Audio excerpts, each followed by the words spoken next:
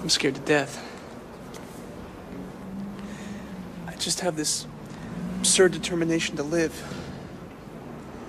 Don't you? Is there a name yet for this disease? The gay press calls it gay pneumonia or gay cancer, and the straight press doesn't mention it at all. We've been finding substantial evidence to suggest that one of the ways this disease may be transmitted is sexually.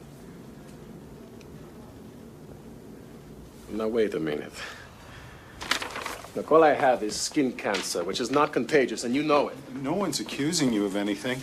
We just need to know as much as we can.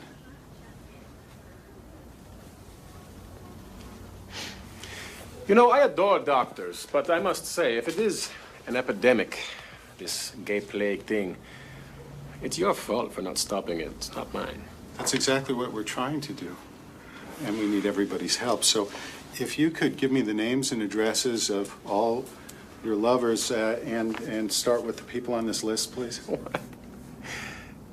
My friend, we're talking about thousands of men all over the world whose faces I cannot even remember, and you want names.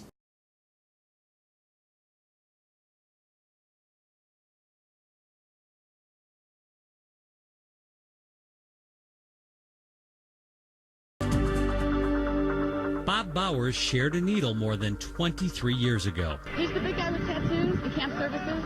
His life changed forever. Well, we're not the typical June Cleaver family household, for sure.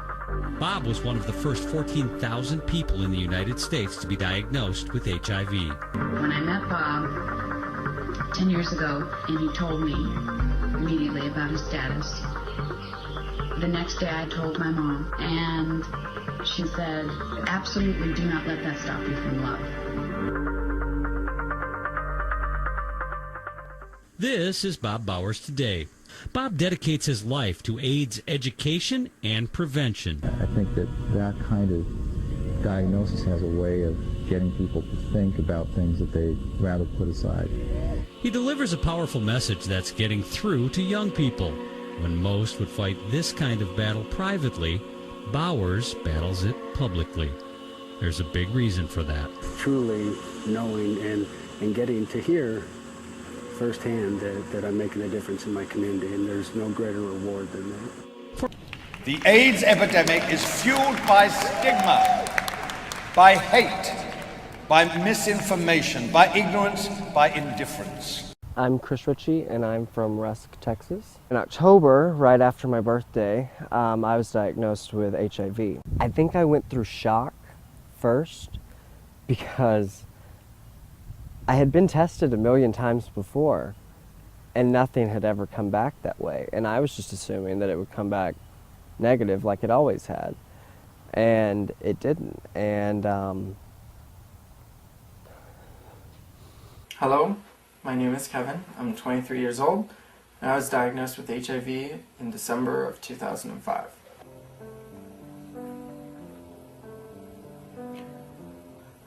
There's several reasons. First off, the main reason is the fact that I see so much ignorance and lack of knowledge in relation to HIV.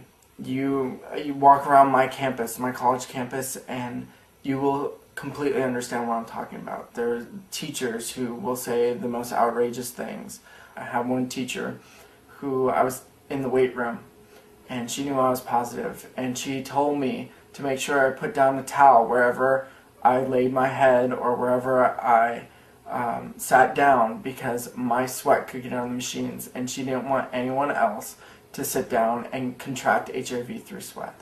And I think that just shows how ignorant this world still is to this disease. And the more I educate people, the more I talk about it, then the less ignorance and the less lack of knowledge there is out there. More people will relate to the differences that we believe we have by sharing our stories. It just seems right for somebody like myself or somebody who's positive to get up and say something. It's kind of like our call of duty.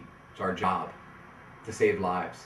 It's been my experience throughout the last 6 years that I've been positive that when I always opened up to somebody or talked to somebody and disclosed them my status, they were okay with it more than I was. When I first became positive 6 years ago, I thought it would be a lot harder to find dates or to find true love. I thought maybe it was something that I wasn't going to be able to experience in my life because of it. And then going down the line, accepting my own diagnosis, meeting people, opening up to people, it allowed me to actually find true love. I'm with somebody now by the name of Joe. Been with him for 2 years. Totally changed my life. And the night we met is when I disclosed my status.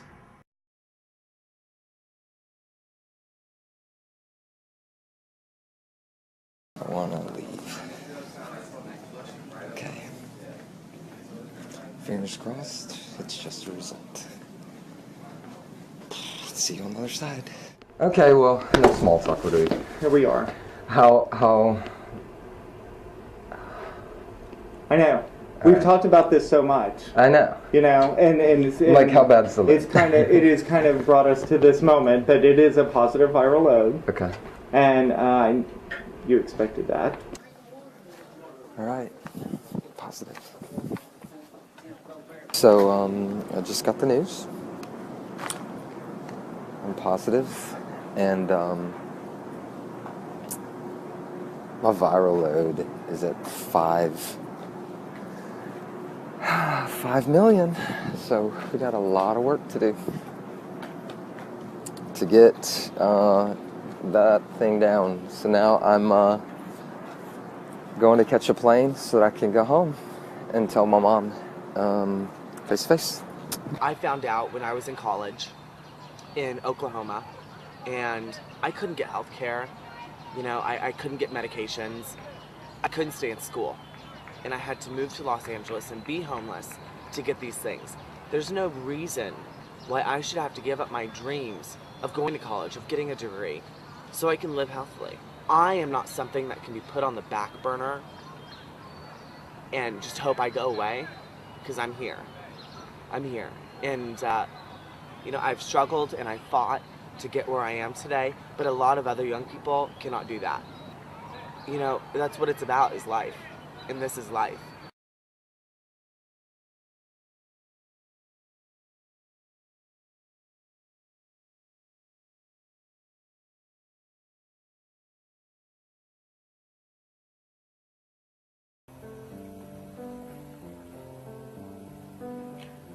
I feel that positive people should be the main source for prevention messages.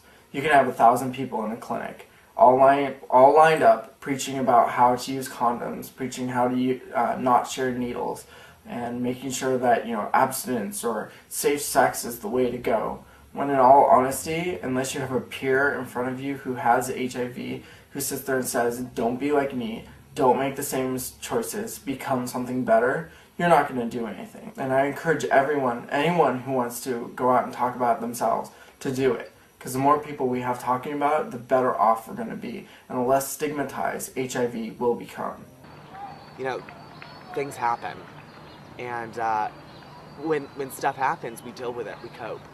And we need to have the tools to be able to cope.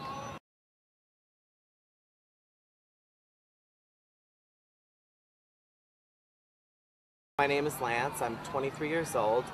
I live in New York City, New York, and I've been positive since 2003.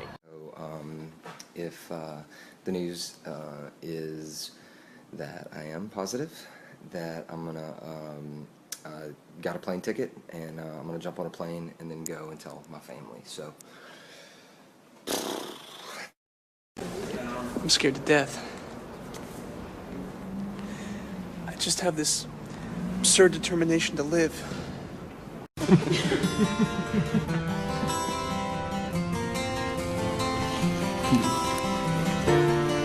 Look, I find some of what you teach suspect, because I'm used to relying on intellect. But I try to open up to what I don't know, because reason says I should have died 3 years ago. There's only us, there's only this. Forget, regret, or life is yours to miss. No one